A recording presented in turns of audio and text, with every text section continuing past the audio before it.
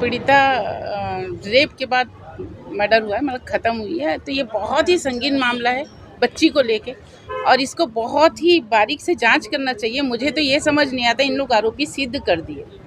अभी एसपी साहब से हम इसलिए मिलने आए थे कि एक तो बिना किसी जांच के कैसे आरोपी आपने सिद्ध किया, क्योंकि बहुत बड़ी भाई ये बहुत बड़ा केस है और उस बच्चे के चाचा को उठा के लाए, जबकि उनके घर वालों को एकदम क्लीन जवाब है कि वो नहीं हो सकता।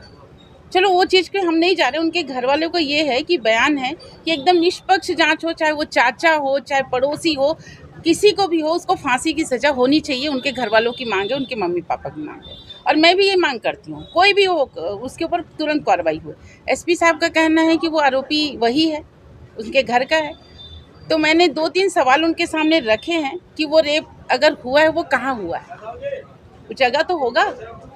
अच्छा वो रेप हो गया, उसके बाद जब वो बॉडी में गाड़ी में बॉडी गया, वो कब गया, किसने कब किया है, क्योंकि वो 10 से 12 बजे का मामला है, इसलिए उसके चेहरे पे फफोला आ गया है। तो भाई किसी ने देखा होगा कैसे गाड़ी में ले गया, क्या है। एक साथ उनका भी, एक कार वाले मालिक का भी ये कहना है कि मेरे वो रिवर्स कर रहा है तो वो देख रहा है बॉडी को, इधर ये भी बोल रहे हैं कि कार को देखो। ये क्या है, आप हमको गुमराह कर रहे हैं। मुझे ये लगा भाई, मैंने ये महसूस किया कहीं ना कहीं कुछ गड़बड़ है मामला।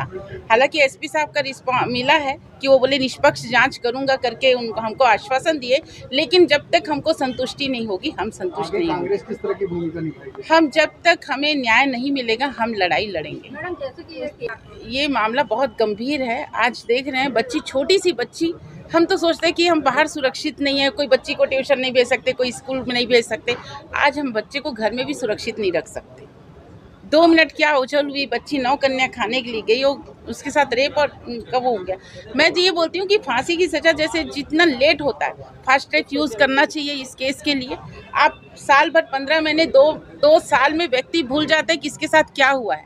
मेरा ये कहना है 2 महीने 3 महीने में आप उसको फांसी दो, ताकि अपराधी जो रहता है, अपराधी के मन में डर पैदा हो फांसी का कि अगर मैं ये करूंगा तो मेरे को 2 महीने बाद फांसी हो जाएगा। अगर ये डर पैदा हुआ तो बहुत सुधार आएगा, क्योंकि हम ही आप केस को लेट कर देते, इसलिए ये सब कारण है। सुशासन को लेकर क्या कहना चाहिए? सुशासन तो आप देख रहे हैं, 6 बच्ची के साथ रेप हो रहा है, पुलिस कस्टडी में एक व्यक्ति का डेथ हो रहा है।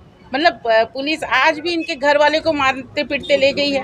एक 2.5 साल जो 8 साल की बच्ची, उसको रात को 2:30 बजे उठा के ले गई है। कहाँ की मानवता है? कौन से कानून में लिखा है कि आप 2:30 बजे रात को किसी बच्ची को उठा के ले जाते हो? एक बच्ची को उठा के 2:30 बजे रात को ले गए हैं, उसमें हमने एसपी साहब से मांग किया है कि उसको तुरंत सस्पेंड किया जाए। तो एसपी साहब से हमने ये भी कहा कि आप जब तक सस्पेंड नहीं करेंगे हम यहाँ से नहीं जाएंगे।